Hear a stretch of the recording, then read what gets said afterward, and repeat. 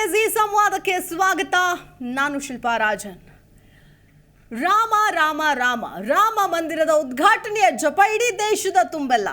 ಆದರೆ ಕಾಂಗ್ರೆಸ್ನವರು ನಮಗಿದಕ್ಕೂ ಸಂಬಂಧ ಇಲ್ಲ ಅನ್ನೋ ನಿಟ್ಟಿನಲ್ಲಿ ನಾವಂತೂ ಹೋಗಲ್ಲಪ್ಪ ಅಂತಿದ್ದಾರೆ. ಯಾರ್ಯಾರು? ಕಾಂಗ್ರೆಸ್ನ ರಾಹುಲ್ ಗಾಂಧಿ, ಸೋನಿಯಾ ಗಾಂಧಿ ಸೇರಿದಂತೆ ಅನೇಕರು. ಹೈಕಮಾಂಡ್ ಆದೇಶವನ್ನು ನಾವು ಶಿರಸಾವಹಿಸಿ ಪಾಲಿಸ್ತೀವಿ ಅಂತಿದ್ದಾರೆ ರಾಜ್ಯ ನಾಯಕರು.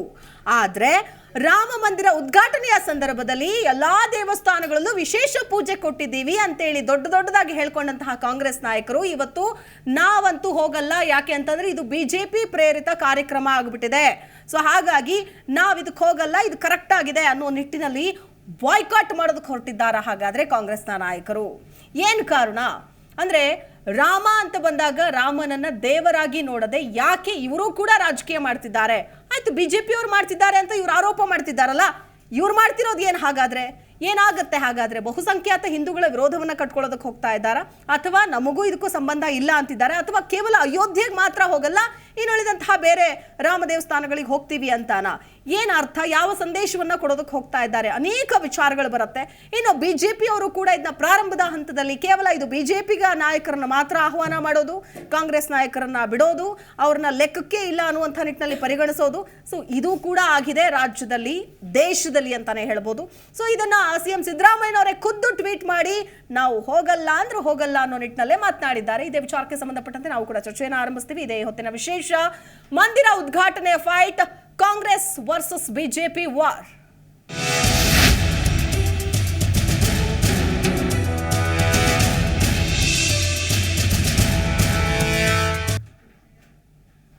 ಅನೇಕರು ಮಾತಾಡ್ತಾ ಇದ್ದಾರೆ ಇದೇ ವಿಚಾರಕ್ಕೆ ಸಂಬಂಧಪಟ್ಟಂತೆ. ಕಾಂಗ್ರೆಸ್ ನಾಯಕರು ಬೇಳೂರು ಗೋಪಾಲಕೃಷ್ಣ, ಸಂಗಮೇಶು, ಮಂಜುನಾಥ್, ಪ್ರದೀಪ್ ಈಶ್ವರ್, ಅಷ್ಟೇ ಅಲ್ಲ ಬಿಜೆಪಿ ನಾಯಕರಾದ ಯಡಿಯೂರಪ್ಪ, ಕುಮಾರಸ್ವಾಮಿ, ಆರ್ ಅಶೋಕ್, ಮುನಿಸ್ವಾಮಿ ಎಲ್ಲರೂ ಮಾತನಾಡಿದ್ದಾರೆ. ಏನೇನು ಹೇಳಿದ್ದಾರೆ ಅಂತ ಕೇಳ್ಕೊಂಡು ಬರೋಣ, ನಂತರದಲ್ಲಿ ಚರ್ಚೆ ಆರಂಭ ಆಗುತ್ತೆ.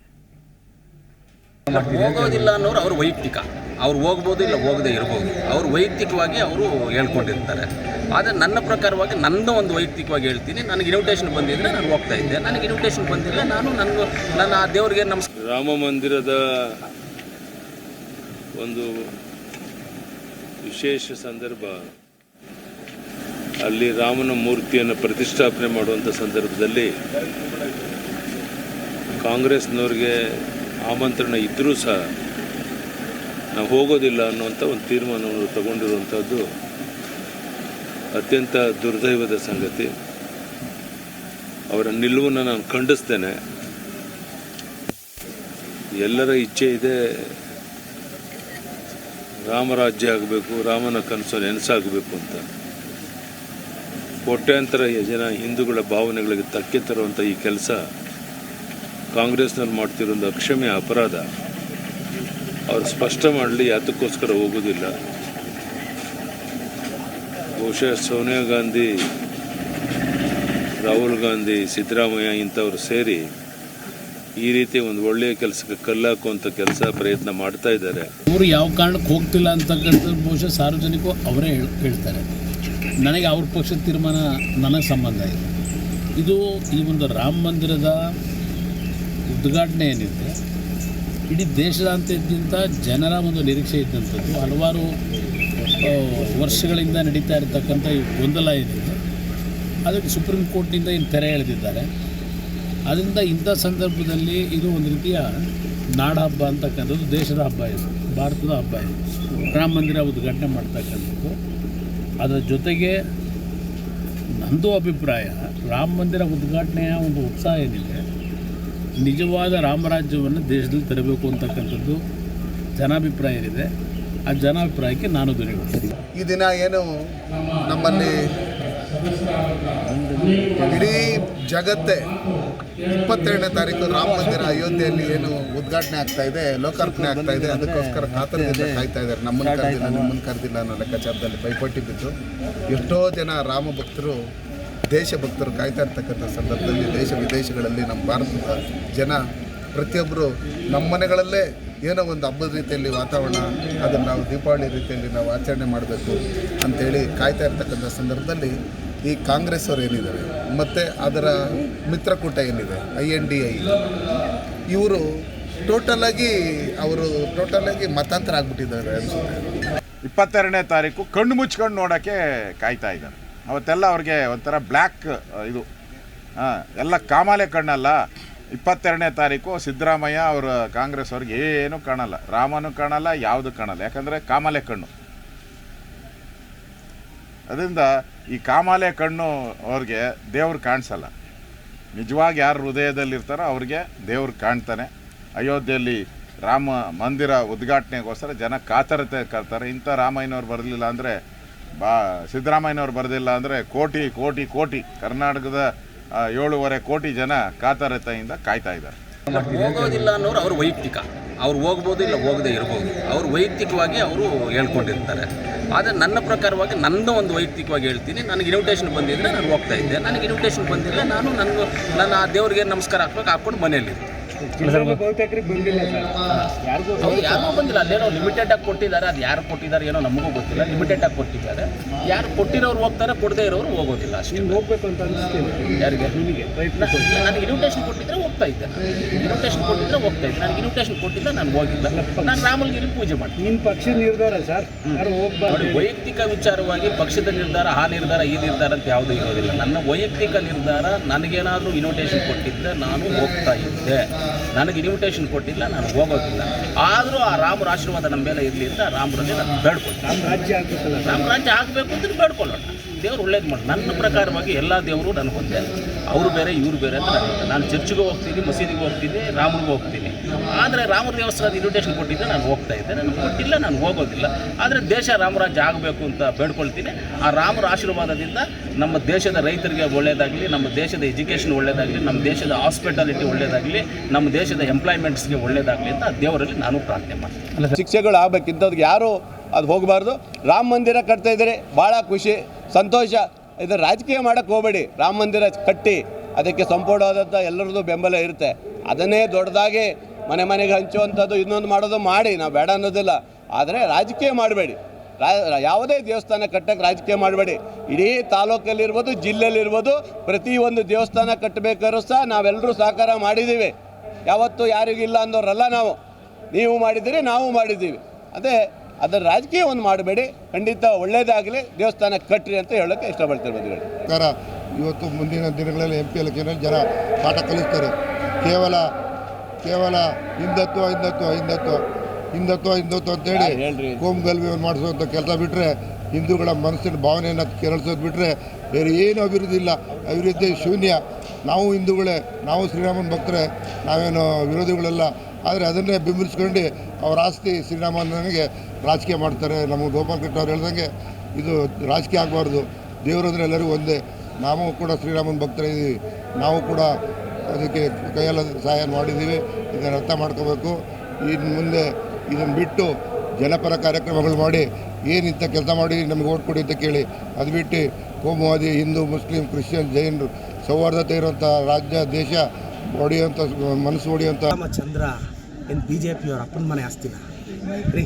ನಾವು ಹಿಂದೂಗಳೇ ರೀ, ನಮಗೂ ಶ್ರೀರಾಮಚಂದ್ರ ದೇವರೇ. ಶ್ರೀರಾಮಚಂದ್ರನ ಭಕ್ತರು ಕಾಂಗ್ರೆಸ್ಸಲ್ಲೂ ಇದ್ದೀವಿ, JDS ಅಲ್ಲೂ ಇದ್ದೀವಿ. ನಮಗೆ ಶ್ರೀರಾಮಚಂದ್ರ ಅಂದರೆ ನಮಗೂ ಆರಾಧ್ಯ ದೈವ.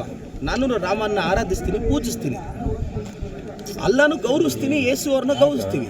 ನಾನು ಹೇಳೋದೇನೋ ಶ್ರೀರಾಮಚಂದ್ರ ಇವರೊಬ್ಬರಿಗೆ ಸೀಮಿತ ಅನ್ನೋ ಥರ ಮಾತಾಡ್ತಾರಲ್ಲ BJP. ನಾವು ಶ್ರೀರಾಮಚಂದ್ರ ಭಕ್ತರು. ನಾನು ಹೇಳ್ತೀನಿ, ಇದನ್ನು BJP ಅವರು ಅದೆಲ್ಲ ನಡೆಯಲ್ಲ ಆಟ. ಅವ್ರು ನಡಿಬೇಕಾಗಿತ್ತಲ್ಲ ಆಟ. ಕರ್ನಾಟಕದಲ್ಲಿ ಯಾಕೆ ನಡೀಲಿಲ್ಲ? BJP ಸೌತ್ ಇಂಡಿಯಾದಲ್ಲಿ ಅಸ್ತಿತ್ವ ಕಳ್ಕೊಳ್ತಾ ಇದೆ. ನಾನು BJP ಸಂಸದರಿಗೆ ಹೇಳೋದು ಇಷ್ಟೇ, ನೀವು ನಮ್ಮ ಅಂತ ನಾವು ಕೂಡ ಚರ್ಚೆಯನ್ನು ಆರಂಭಿಸ್ತಾ ಹೋಗ್ತೀವಿ. ನನ್ನ ಜೊತೆಗೆ ಅತಿಥಿಗಳು ಕೂಡ ಜಾಯ್ನ್ ಆಗ್ತಾ ಇದ್ದಾರೆ. ರಾಜಕೀಯ ವಕ್ತಾರರಾದಂತಹ ಶಶಿಕಾಂತ್ ಇಡಹಳ್ಳಿ ಇದ್ದಾರೆ. ನಮಸ್ಕಾರ, ಕಾರ್ಯಕ್ರಮಕ್ಕೆ ಸ್ವಾಗತ. ರಾಜಕೀಯ ಚಿಂತಕರು ಆಯ್ತು. ಓಕೆ, ಇನ್ನು ಭವ್ಯಗೌಡ ಜಾಯ್ನ್ ಆಗ್ತಾ ಇದ್ದಾರೆ, AAP ಪಕ್ಷದ ವಕ್ತಾರೆ. ನಮಸ್ಕಾರ ಮೇಡಮ್, ಕಾರ್ಯಕ್ರಮಕ್ಕೆ ಸ್ವಾಗತ. ಇನ್ನು ವಿಜಯ್ ಪ್ರಸಾದ್ ಜಾಯ್ನ್ ಆಗ್ತಾ ಇದ್ದಾರೆ, BJP ಪಕ್ಷದ ವಕ್ತಾರೆ. ನಮಸ್ಕಾರ, ಕಾರ್ಯಕ್ರಮಕ್ಕೆ ಸ್ವಾಗತ. ಇನ್ನು ಹಿರಿಯ ರಾಜಕೀಯ ಚಿಂತಕರಾದಂತಹ ಪ್ರೊಫೆಸರ್ ಚಂಬಿ ಪುರಾಣಿಕ್ ಜಾಯ್ನ್ ಆಗ್ತಾ ಇದ್ದಾರೆ. ಸರ್ ನಮಸ್ಕಾರ, ಕಾರ್ಯಕ್ರಮಕ್ಕೆ ಸ್ವಾಗತ.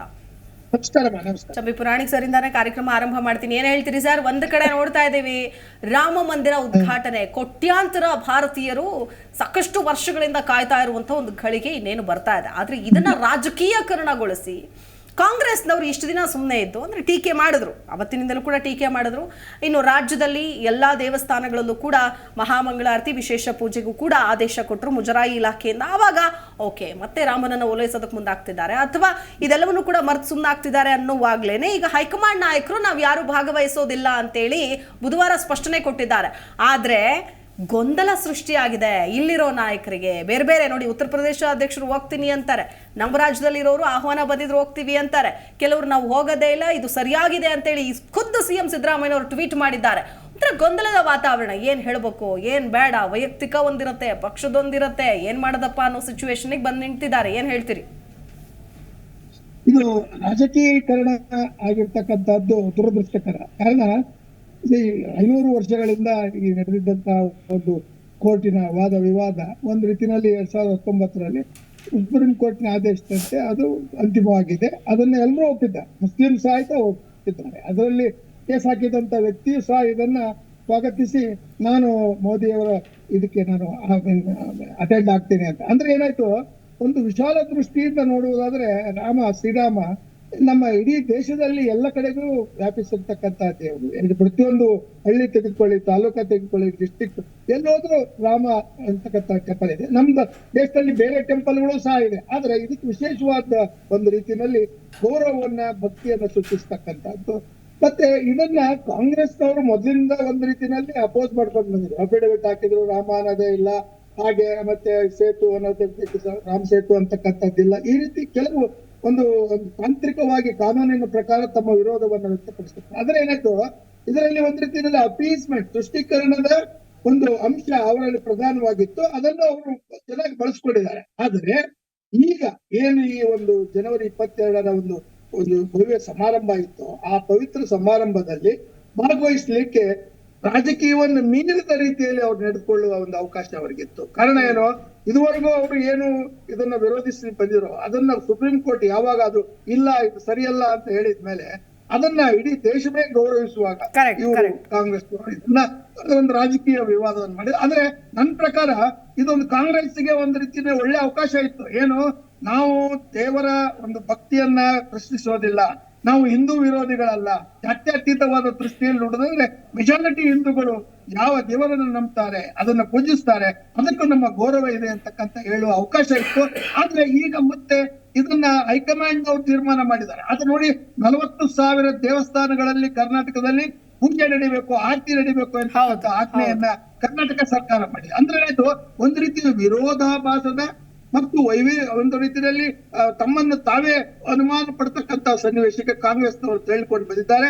2024ರ ಚುನಾವಣೆಯ ದೃಷ್ಟಿಯಿಂದ ಇದನ್ನು ಅವ್ರು ಏನಾದ್ರೂ ಬಹಿಷ್ಕರಿಸಿದ್ರೆ ಅದು ಒಂದು ದೊಡ್ಡ ಅಪರಾಧ ಅಥವಾ ತಪ್ಪಾಗುತ್ತೆ, ಅದು ಜನರ ಮನಸ್ಸಿನಲ್ಲಿ ಉಳಿಯುತ್ತೆ. ಅದನ್ನ ಬಿಜೆಪಿ ಅವರು ಬಹಳ ಯಶಸ್ವಿಯಾಗಿ ಅವರು ಸ್ಟ್ರಾಟಜಿಯನ್ನು ಉಪಯೋಗಿಸ್ತಾರೆ ಅಂತಕ್ಕಂಥದ್ದನ್ನ ಈ ಆರಂಭದ ಮಾತಿನಲ್ಲಿ ಹೇಳಲಿಕ್ಕೆ ಇಷ್ಟ.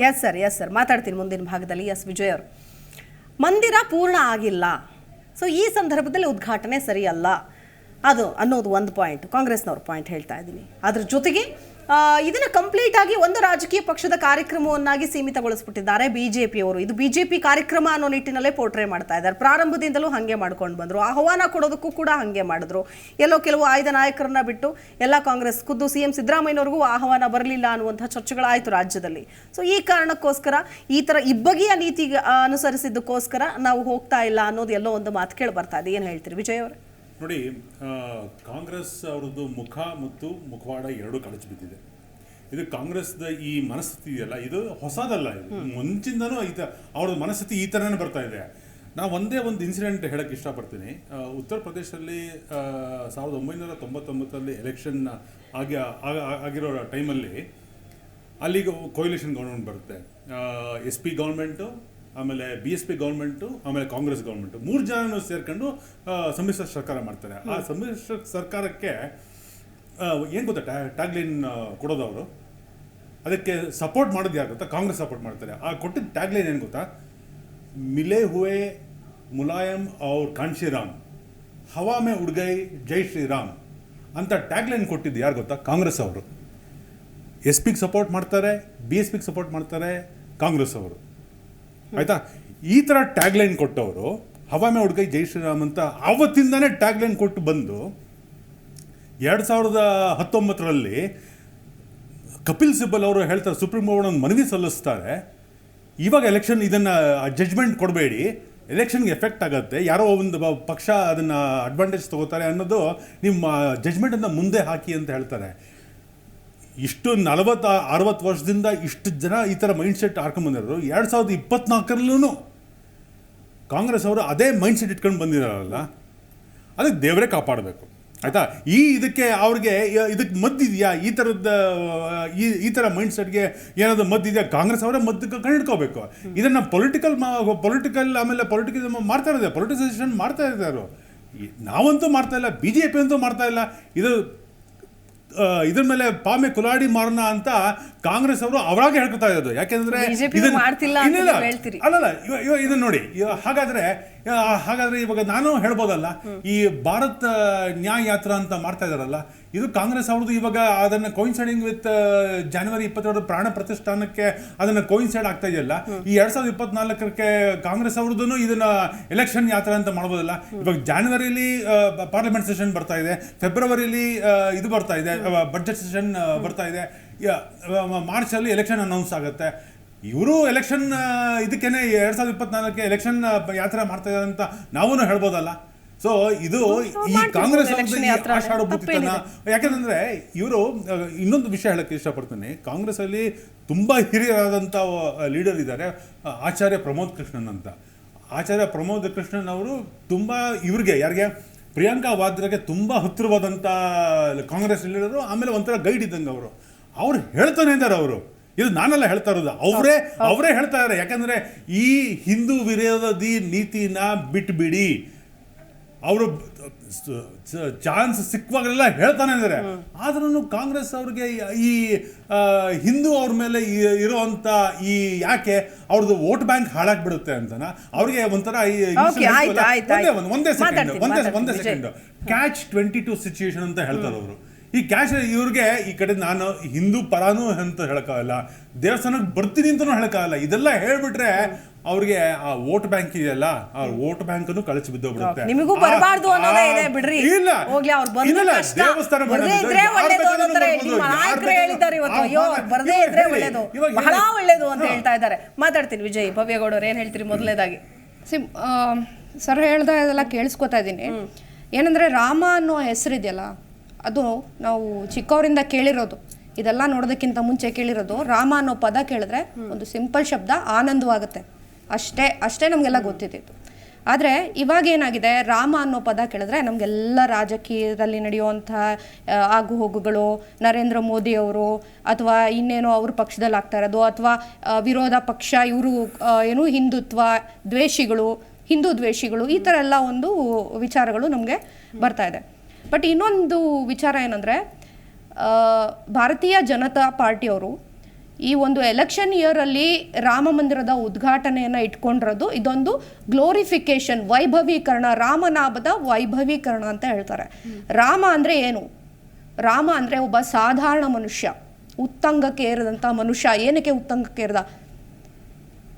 ಬಿಕಾಸ್ ತಾನು ಯಾವುದೇ ಒಂದು ಈ ಥರ ಒಂದು ರಾಜಕೀಯದಲ್ಲಿ ಅಥವಾ ಬೇರೆ ರೀತಿಯಲ್ಲಿ ತನ್ನನ್ನು ತಾನು ತೊಡಗಿಸ್ಕೊಳ್ಳದೆ ಜನರ ಆಗು ಹೋಗುಗಳನ್ನು, ಅವರ ಸುಖ ದುಃಖಗಳನ್ನು ನೋಡಿದವನು ರಾಮ. ಸತ್ಯದ ಹಾದಿಯನ್ನು ನಡೆದವನು ರಾಮ ಅಲ್ವಾ? ಸೊ ಅವನನ್ನು ನೀವು ರಾಜಕೀಯಕ್ಕಾಗಿ ಬಳಸ್ಕೊಂಡು ವೈಭವೀಕರಿಸೋದು ಒಂದು, ಮಾಡ್ತಾ ಇರೋದು ತಪ್ಪು. ಇನ್ನೊಂದು ಕೆಲಸ ಮಾಡ್ತಾ ಇರೋದು ಏನಂದರೆ, ರಾಮನ ಹೆಸರಲ್ಲಿ ಎಲ್ಲ ಭಕ್ತಿ ಭಂಗಿಗಳನ್ನು, ಎಲ್ಲ ದೇವರುಗಳ ಯಾರ ನಾವು ಪೂಜೆ ಮಾಡೋರೇ ಬೇರೆ. ಶಿವ ಇಟ್ಸ್ ಏನು ಹೇಳ್ತೀರಾ? ನಾವು ಶಿವನ ನಂಬ್ತೀವಿ, ರಾಮನ ನಂಬ್ತೀವಿ, ಆದರೆ ನಮ್ಮ ರೂಟ್ಸ್ ಇರೋದು ಶಿವನಲ್ಲಿ, ಆಯಿತಾ? ಸೊ ನಮ್ಮನ್ನು ನೆಲಸಮ ಮಾಡಿ ಇವರೇನು ಮಾಡ್ತಾರೆ, ಎಲ್ಲ ಭಕ್ತಿಯನ್ನು ಹೋಗಿ ಅಯೋಧ್ಯೆಯಲ್ಲಿ ಕೇಂದ್ರೀಕರಿಸ್ತಾರೆ. ಎಲ್ಲವನ್ನು ತೊಗೊಂಡೋಗಿ ನೀವು ಭಕ್ತಿಯನ್ನು ಕೇಂದ್ರೀಕರಿಸಿದ್ರೆ ಸಣ್ಣ ಪುಟ್ಟ ಪಂಗಡಗಳು ಏನೋ ಒಂದು ಸ್ವಲ್ಪ ಮಟ್ಟಿಗೆ ಅವರು ಮುಂದುವರಿತಾ ಇದ್ರು, ಅವರು ಅಲ್ಲಿಗೆ ನೆಲಸಮ ಆಗ್ತಾರೆ. ಇನ್ನೇನು ರಾಮನ ಹೆಸರು ಹೇಳಿದ್ರೆ ಮಾತ್ರ ಜೈ ಶ್ರೀರಾಮ್. ಮಕ್ಕಳಿಗೆ ಪಾಠದಲ್ಲಿ ಜೈ ಶ್ರೀರಾಮ್, ಜೈ ಶ್ರೀರಾಮ್ ಅಂದರೆ ಏನು? ಹನುಮಂತ ಹೇಳ್ತಾ ಇದ್ದಿದ್ದು ಒಂದು ಮಾತು, ಜೈ ಶ್ರೀರಾಮ್. ಒಬ್ಬ ಸಣ್ಣ ಯಾರೋ ಒಬ್ಬ ಅಂಗುಲಿ ಮಾಲದಲ್ಲಿ ಮರ ಹೇಳ್ಕೊಂಡು ರಾಮ ಅಂತ ಕಲಿಸ್ತಾ, ಆದರೆ ಇವರು ರಾಜಕೀಯದಿಂದ ರಾಮ ಅಂತ ಕಲಿಸ್ತಾ ಇದ್ದಾರೆ. ಸೊ ಇದು ಅಸಹ್ಯ, ಶೇಮ್. ಶಶಿಕಾಂತ್ ಅವರು, ಅಂದರೆ ಹಿಂದೂಗಳಿಗೆ ಅಂತಂದರೆ ಕೇವಲ ರಾಮನೊಬ್ಬನೇ ದೇವರಲ್ಲ, ರಾಮ ದೇವರೇ. ತುಂಬ ಜನ ಹಿಂದೂಗಳು ಪವಿತ್ರ ಅಂತೇಳಿ ಭಾವಿಸ್ತಾರೆ. ಜೊತೆಗೆ ಆತ ನಡೆದು ಬಂದಂತಹ ಹಾದಿ, ಇದೇ ಗಾಂಧೀಜಿಯವರು ರಾಮರಾಜ್ಯದ ಕನಸು ಕಂಡರು. ಹೇ ರಾಮ್ ಅಂತ ಸಾಯುವಾಗಲೂ ಕೂಡ ಹೇಳಿದ್ದು ಗಾಂಧೀಜಿಯವರು, ರಾಮನ ಹೆಸರನ್ನೇ ಹೇಳ್ಕೊಂಡೇ ಪ್ರಾಣ ಬಿಟ್ಟರು. ಆದರೆ ಹಿಂದೂಗಳು ಅಂದರೆ ರಾಮನೊಬ್ಬನೇ ಅನ್ನೋದನ್ನು BJPಯವರು ಬಿಂಬಿಸ್ಬಿಟ್ಟಿದ್ದಾರೆ, ಇಡೀ ದೇಶಾದ್ಯಂತ ಆಗೋಗ್ಬಿಟ್ಟಿದೆ. ಆದರೆ ರಾಮನ ಹೊರತಾಗಿ ಬೇರೆ ಬೇರೆ ದೇವರುಗಳನ್ನು ಪೂಜಿಸ್ಕೊಂಡು ಬಂದಂತಹ ಅನೇಕರು ನಮ್ಮ ಭಾರತದಲ್ಲಿದ್ದಾರೆ, ಬುಡಕಟ್ಟು ಜನಾಂಗದವರಿದ್ದಾರೆ. ಸೊ ಆಯಾ ಪ್ರದೇಶಕ್ಕೆ ಹೋದಾಗ ಆ ಪ್ರದೇಶದ ಮಣ್ಣಿನ ದೇವತೆಯನ್ನು ಆರಾಧಿಸುವಂಥವರಿದ್ದಾರೆ. ಎಷ್ಟೋ ಜನ ಹಳ್ಳಿಗಾಡುಗಳಲ್ಲಿ ನಿಮಗೆ ರಾಮನನ್ನು ಪೂಜೆ ಮಾಡೋರು ತುಂಬ ಕಡಿಮೆ. ಕೆಲವೊಂದು ಹಳ್ಳಿಗಳಿಗೆ ಹೋದರೆ ರಾಮ ಅನ್ನುವಂಥ ದೇವರು, ಅವರಿಗೆ ಅವರ ದೇವರು, ಅವರ ಗ್ರಾಮ ದೇವತೆ, ಆ ದೇವರು ಮನೆ ದೇವರು ಅಷ್ಟೇ ಬಿಟ್ಟರೆ ರಾಮನ ಬಗ್ಗೆ ಎಷ್ಟೋ ಜನ ತಿಳ್ಕೊಂಡೇ ಇರೋದಿಲ್ಲ. ಓದಿನ ಪಾಠದ ಮೂಲಕ ಕೆಲವೊಬ್ಬರು ತಿಳ್ಕೊಂಡಿರಬಹುದೇನೋ. ಆದರೆ ಹಿಂದೂಗಳೇನಾದರೂ ರಾಮನ್ ಅಯೋಧ್ಯೆಗೆ ಹೋಗಲಿಲ್ಲ ಅಥವಾ ಅಲ್ಲಿನ ಒಂದು ವಿಚಾರವನ್ನು ತೆಗೆದುಕೊಳ್ಳಿಲ್ಲ ಅಂತಂದರೆ ಅವರೆಲ್ಲ ಹಿಂದೂ ವಿರೋಧಿಗಳು ಆಗ್ತಾ ಇದ್ದಾರಾ ಅನ್ನುವಂಥ ಒಂದು ಸಿಚುವೇಶನ್ ನಿರ್ಮಾಣ ಆಗಿದೆ. ಇದಕ್ಕೆ ಕಾಂಗ್ರೆಸ್ ನಡೆ ಕೂಡ ಒಂಥರ ತುಪ್ಪ ಸುರಿಯೋ ಥರ ಆಗ್ತಿದ್ಯಾ, ಏನು ಹೇಳ್ತೀರಿ? ನೀವು ಹೇಳಿದ್ದೆಲ್ಲವನ್ನೂ ನಾನು ಒಪ್ತೀನಿ. ನಮಗೆ BJP ವಕ್ತಾರರು ಹೇಳಿದ್ದನ್ನು ಗೌರವಿಸ್ತೇನೆ, ನನ್ನ ಭಿನ್ನಾಭಿಪ್ರಾಯವನ್ನು ವ್ಯಕ್ತಪಡಿಸ್ತೇನೆ. ನನ್ನ ಸಮಯದಲ್ಲಿ ಅವರು ಅಡ್ಡ ಬರದೇ ಇದ್ರೆ ಸಾಕಾಗುತ್ತೆ. ಹೇಳಿ ಮಾತಾಡಿ. ಸರಿ, ಇಷ್ಟೇ. ಈಗಾಗಲೇ ರಾಮನ ಬಗ್ಗೆ ಹೇಳಿದರೆ ನೀವು, ಇದೊಂದು ವೈದಿಕಶಾಹಿಯ ಸನಾತನ ಕುತಂತ್ರ ಅಂತ ಹೇಳ್ತೀನಿ. ಏನು ಅಂತಂದರೆ ಇಡೀ ದೇಶದಲ್ಲಿ ಒಂದು ದೇವರನ್ನು ವೈಭವೀಕರಿಸೋದು. ಮುಕ್ಕೋಟಿ ದೇವರು ಅಂತ ನಮ್ಮ ಪುರಾಣಗಳಲ್ಲಿ ಹೇಳ್ತಾರೆ. ಅದರಲ್ಲಿ ಹಲವಾರು ದೇವತೆಗಳು ಸ್ಪೆಷಲ್ಲಾಗಿ ಅವ್ರದ್ದೇ ಇದರಲ್ಲಿ ಶೈವರು ಬೇರೆ, ವೈಷ್ಣವರು ಬೇರೆ, ಈ ಪಂಥಗಳು ಬೇರೆ ಬೇರೆ ಆಗಿದ್ದಾವೆ. ಸೊ ಇಂಥದ್ರಲ್ಲೂ ಸಹಿತ ಬೇರೆ ಬೇರೆ ಜನರ ದೇವರುಗಳಿದ್ದಾವೆ, ತಳ ಸಮುದಾಯದ ದೇವರುಗಳು ಇದ್ದಾವೆ, ಶಿಷ್ಟ ದೇವರುಗಳು, ಪರಿಶಿಷ್ಟ ದೇವರುಗಳು, ಮಾಂಸಾಹಾರಿ ದೇವರುಗಳು, ಸಸ್ಯಾಹಾರಿ ದೇವರುಗಳು, ಹೀಗೆ ದೇವರಲ್ಲಿ ಬೇಕಾದಷ್ಟು ಇದ್ದಾವೆ. ಆದರೆ ರಾಮನನ್ನು ಇವರಷ್ಟೇ ಅಲ್ಲ, ಇವಾಗ BJP ಬಂದಿದೆ, ಸನಾತನವಾದಿಗಳು ಏನಿದ್ದಾರಲ್ಲ, ಈ ಬ್ರಾಹ್ಮಣಶಾಹಿ ಅಂತ ಹೇಳ್ತೀವಿ ನಾವು, ವೈದಿಕಶಾಹಿ ಅಂತ ಹೇಳ್ತೀವಿ, ಇವರು ಮೊದಲಿನಿಂದಲೂ ಇದನ್ನು ಆ ರಾಮನನ್ನು ಅಥವಾ ಆರ್ಯ ಸಂಸ್ಕೃತಿಯ ಪ್ರತೀಕವಾಗಿ ಅವನನ್ನು ಬಿಂಬಿಸುವ, ಆ ಮೂಲಕ ಎಲ್ಲರನ್ನೂ ಸಹಿತ ನೆಗ್ಲೆಕ್ಟ್ ಮಾಡ್ತಕ್ಕಂಥ ಕೆಲಸವನ್ನು ಮೊದಲಿಂದ ಮಾಡ್ಕೊಂಡ್ಬಂದಿದ್ದಾರೆ. ಇದೊಂದು ಧಾರ್ಮಿಕವಾದಂಥ ಸನಾತನವಾಗಿರ್ತಕ್ಕಂಥ ಒಂದು ತಂತ್ರಗಾರಿಕೆ ಅವ್ರು ಮಾಡ್ತಾ ಇರೋದು. ಆಮೇಲೆ BJP ಅನ್ನೋದು ನಿಮ್ಗೆ ಗೊತ್ತಿಲ್ಲ, ಮೊದಲನೇದಾಗಿ ರಾಮ ಮಂದಿರದ ಬಾಗಿಲನ್ನು ತೆಗೆಸಿದವ್ರು ಯಾರು? ಇದೇ ರಾಜೀವ್ ಗಾಂಧಿ. ಮೊದಲು ಇದರಲ್ಲಿ ತೆಗಿಸಿದವರು ರಾಜೀವ್ ಗಾಂಧಿಯವರು. ಇಲ್ಲಿ ಕೇಳಿ, ನಾನು ಹೇಳ್ತಾ ಇದ್ದೀನಿ, ಮೊದಲು ಇದು ಬಾಬರಿ ಮಸೀದಿ ಇದ್ದಾಗ ಜಡ್ಜ್ಮೆಂಟ್ ಮುಖಾಂತರ ಈಗ ಅಡ್ಡ ಬರಬಾರ್ದು ಅಂತ ಹೇಳಿದ್ರೆ ಪ್ರಾಬ್ಲಮ್ ನಿಮ್ದು. ರಾಜೀವ್ ಗಾಂಧಿ ಇಷ್ಟ ಇರಲಿಲ್ಲ,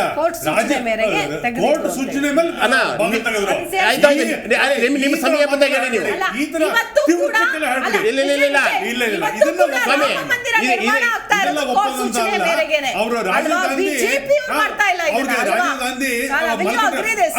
ರಾಜೀವ್ ಗಾಂಧಿ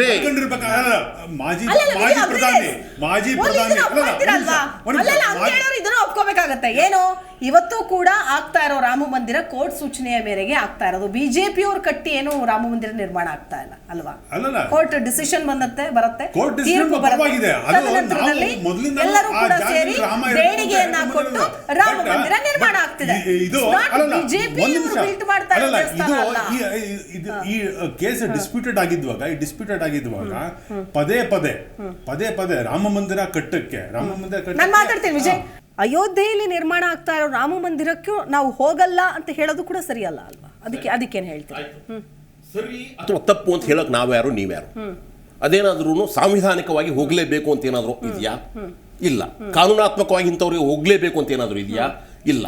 ಅಲ್ಲಿ ನಡೀತಕ್ಕಂಥದ್ದು ಏನಾದರೂ ಸಂವಿಧಾನಿಕ ಕಾರ್ಯಕ್ರಮನ, ಸಂಸತ್ ಭವನ ಉದ್ಘಾಟನೆ ಸಾಂವಿಧಾನಿಕ ಕಾರ್ಯಕ್ರಮ ಅಂತಂದ್ರೆ ಇದು ಏನಾದರೂ ರಾಮ ಮಂದಿರ ಉದ್ಘಾಟನೆ ಅನ್ನೋದು ಸಾಂವಿಧಾನಿಕ ಕಾರ್ಯಕ್ರಮನ? ಇಲ್ಲ. ನಾನು ಆಕಸ್ಮಿಕ ಹೋಗೋದಿಲ್ಲ ಅಂತಂದ್ರೆ ನಿಮ್ದೇನು ಸಮಸ್ಯೆ? ಯಾಕ್ರಿ ಬರೋದಿಲ್ಲ ನೀವು? ರಾಮ ಒಂದು ಇಡೀ ಪಕ್ಷದ ಪಕ್ಷನೂ ಅಷ್ಟೇ, ಅದು ನಿರ್ಧಾರ ತಗೋಬಹುದು. ಒಂದು ಪಕ್ಷ ನಾನು ಹೋಗಬಾರ್ದು ಅನ್ನೋ ನಿರ್ಧಾರಕ್ಕೆ ಬಂದಿದ್ದಾರೆ. ಜೊತೆಗೆ ಎಲ್ಲಾ ನಾಯಕರಿಗೂ ಕೂಡ ಸೂಚನೆ ಕೊಟ್ಟಿದ್ದಾರೆ. ಆಯ್ತು ಮೇಡಮ್, ನಾನು ಹೇಳ್ತಾ ಇರೋದು ಒಂದು ಪಕ್ಷಕ್ಕೆ ಹೋಗಬೇಕು ಅಂತ ಮೇಲೆ ಇದು ವೈಯಕ್ತಿಕ ವಿಚಾರ, ವೈಯಕ್ತಿಕ ಬಿಡಿ, ಹೋಗಬೇಕೋ ಬೇಡವೋ ಅನ್ನೋದು ಒಂದು ಪಕ್ಷ ನಿರ್ಧಾರ ಮಾಡೋಕೆ ಸಾಧ್ಯತೆ ಇಲ್ವೋ? ಒಂದು ಪಕ್ಷ, ನಾನು ಕಾಂಗ್ರೆಸ್ ವಕ್ತಾರಲ್ಲ, ದಯವಿಟ್ಟು ಹೇಳ್ತಾ ಇದ್ದೀನಿ, ಯಾವುದೇ ಒಂದು ಪಕ್ಷ, ಯಾಕಂದ್ರೆ CPI ಪಕ್ಷವು ಸಹಿತ ಇದು ನಿರಾಕರಣೆ ಮೊದಲೇ ಮಾಡ್ಬಿಟ್ಟಿದೆ, ನಾವು ಹೋಗೋದಿಲ್ಲ ಅಂತ ಹೇಳ್ಬಿಟ್ಟು. ಅಂದರೆ ಒಂದು ಪಕ್ಷವಾಗಿ ಇದು ಹೋಗಲೇಬೇಕು ಅಂತ ಕಡ್ಡಾಯ ಎಲ್ಲೂ ಇಲ್ಲ, ಬಲವಂತ ಇಲ್ಲ ಅಲ್ವಾ. ಹೋಗುವವರು ಹೋಗ್ತಾರೆ, ಬಿಡುವವರು ಬಿಡ್ತಾರೆ. ಮೊದಲನೇದಾಗಿ ಯಾಕೆಂದ್ರೆ ಸ್ಪಷ್ಟವಾಗಿ ಗೊತ್ತಿದೆ, BJPಯವ್ರಿಗೂ ಗೊತ್ತು, ನಿಮಗೂ ಗೊತ್ತು, ನಮಗೂ ಗೊತ್ತು, ಇದು ಚುನಾವಣಾ ಕೇಂದ್ರಿತವಾದಂಥ ಒಂದು ಕಾರ್ಯಕ್ರಮ ಅಂತ. ಒಂದು ಯಾಕಂದ್ರೆ ಅಪೂರ್ಣವಾಗಿರ್ತಕ್ಕಂಥ ದೇವಸ್ಥಾನವನ್ನ ಇದು ಶಾಸ್ತ್ರ ಸಮ್ಮತವಲ್ಲ ಅಂತ ಅಲ್ಲಿರ್ತಕ್ಕಂಥ ಶಂಕರಾಚಾರ್ಯರು ಹೇಳಿದ್ದಾರೆ.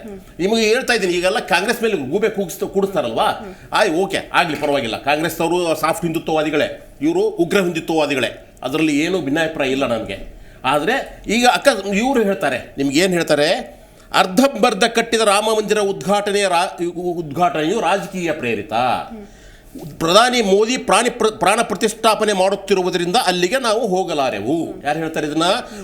ಪುರಿ ಜಗದ್ಗುರು ಶಂಕರಾಚಾರ್ಯ ಶ್ರೀ ಸ್ವಾಮಿ ನಿಶ್ಚಲಾನಂದ ಸರಸ್ವತಿ ಅವರು ಹೇಳ್ತಾರೆ. ಆಯ್ತಾ, ಈಗ ಅವರು ಸಹಿತ ರಾಮ ವಿರೋಧಿಗಳೇ ಅಲ್ವಾ ಇವಾಗ ಇವ್ರ ಪ್ರಕಾರ. ಓಕೆ, ಇನ್ನೊಬ್ರು ಇದ್ದಾರೆ, ಉತ್ತರಾಖಂಡದ ಜ್ಯೋತಿಷ್ ಮಠದ ಸ್ವಾಮಿ ಅವಿಮುಕ್ತೇಶ್ವರಾನಂದ ಸರಸ್ವತಿ ಅಂತ. ಅವ್ರು ಹೇಳ್ತಾ ಇದ್ದಾರೆ, ಅಪೂರ್ಣವಾಗಿರೋ ಮಂದಿರ ಉದ್ಘಾಟನೆ ಹಿಂದೆ ರಾಜಕೀಯ ಉದ್ದೇಶವಿದೆ. ಇದನ್ನ ಕಾಂಗ್ರೆಸ್ ಅವ್ರು ಹೇಳ್ತಾ ಇಲ್ಲ, ಕಮ್ಯುನಿಸ್ಟ್ ಹೇಳ್ತಾ ಇಲ್ಲ ಇದನ್ನ. ಆಯ್ತಾ, ಇದು ಧಾರ್ಮಿಕ ಮಠದ ಪೀಠಾಧಿಪತಿಗಳು ಹೇಳ್ತಾ ಇರೋದು ಇದನ್ನ. ಆಯ್ತಾ, ಯಾವ ಸಂಪ್ರದಾಯವನ್ನು ಪಾಲಿಸುತ್ತಿಲ್ಲ ಅಲ್ಲಿ. ರಾಜಕೀಯ ಮುಖಂಡರು ಧಾರ್ಮಿಕ ಮುಖಂಡರಾಗುತ್ತಿದ್ದಾರೆ. ಇದು ನಮ್ಮ ಸಂಪ್ರದಾಯಕ್ಕೆ ವಿರುದ್ಧ. ಆಯ್ತು, ಮತ್ತೆ ಮುಜರಾಯಿ ಇಲಾಖೆಯಿಂದ ಯಾಕೆ ವಿಶೇಷ ಪೂಜೆ ಮಾಡ್ತೀವಿ, ಮಹಾಮಂಗಳ ಆರತಿ ಮಾಡ್ತೀವಿ, ಅದು ಪ್ರಾಣ ಪ್ರತಿಷ್ಠಾಪನೆಯ ಸಂದರ್ಭದಲ್ಲೇ ಮಾಡ್ತೀವಿ, ನೀವೆಲ್ಲರೂ ಕೂಡ ಬಂದು ಇಲ್ಲೇ ಭಜನೆ ಮಾಡಿ. ಇದು ರಾಜಕೀಯ ಓಲೈಕೆ. ಒಂದು ನಿಮಿಷ ಹೇಳ್ತಾ ಇದ್ದೀನಿ ಕೇಳಿ. ಇಷ್ಟ ಇಲ್ದಿರೋ ಈಗ ನಾನು ಹೇಳ್ತಾ ಇರೋದು, ಈಗ ಬೇರೆಯವರು ಆಯ್ತು, ಈಗ ಯಾರು ಮಠದ ಪೀಠಾಧಿಪತಿಗಳಿದ್ದಾರೆ ಅವರು ಇದನ್ನು ವಿರೋಧಿಸುತ್ತಿದ್ದಾರೆ. ಅಲ್ಲಿ ಪಂಥಗಳು ಜಗಳ ಶುರುವಾಗಿದೆ. ಅಲ್ಲಿ ಒಂದು ಶೈವ ಪಂಥ ಬೇರೆ, ವೈಷ್ಣವ ಪಂಥ ಬೇರೆ. ಈ ವೈಷ್ಣವ ಪಂಥದವರು ಏನು ಹೇಳ್ತಾ ಇದ್ದಾರೆ, ಶಾಕ್ಯ ಪಂಥದವರು, ಸನ್ಯಾಸಿಗಳು, ಶೈವರು, ಇವ್ರಿಗೆ ಈ ರಾಮ ಮಂದಿರಕ್ಕೆ ಸಂಬಂಧ ಇಲ್ಲ ಅಂತ ಹೇಳ್ತಾ ಇದ್ದಾರೆ. ಆಯ್ತಾ, ರಮಾಬಂಧ ಪಂಥ ಇದು ನಮ್ಮದು ಅಂತ ಹೇಳ್ತಾ ಇದ್ದಾರೆ.